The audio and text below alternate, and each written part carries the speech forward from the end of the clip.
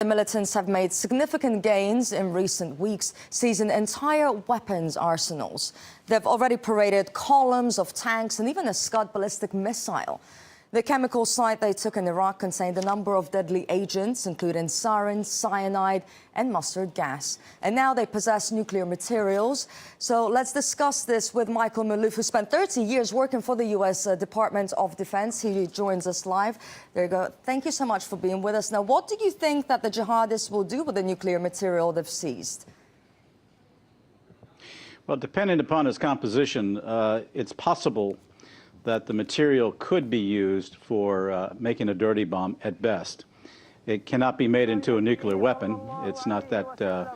It's been determined that it's not of that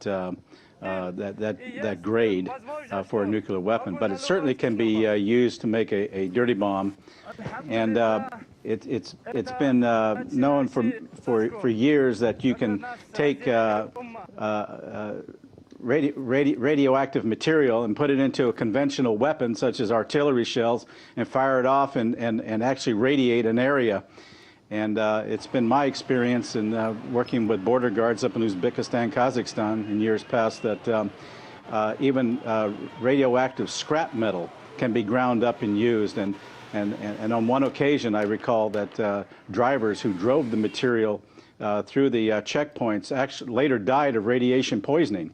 So the fact that they have a regulated substance, and given the fact that that the Islamic State has some very smart people, I think that they could probably put it to some use, if not a psychological threat to people, if it's used in warfare or as a terrorist weapon.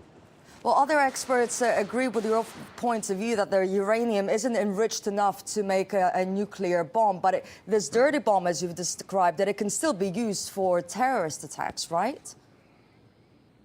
Oh, absolutely. And I think that this is the reason why the Iraqi authorities informed the United Nations, and it was meant to be for university use, but again, if it's put into the wrong hands for the wrong purposes, it can be used as a weapon. And as I said, we've seen this over and over again in other occasions where such materials can be used for illicit purposes. And it's something to be very, very concerned about.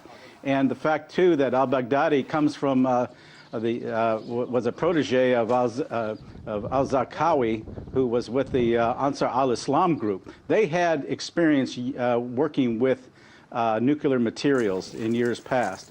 And I think that and al-Qaeda has people who know nuclear materials. And it would not surprise me that they could put this to some use, even though other experts might disagree that it could even be used as a dirty bomb.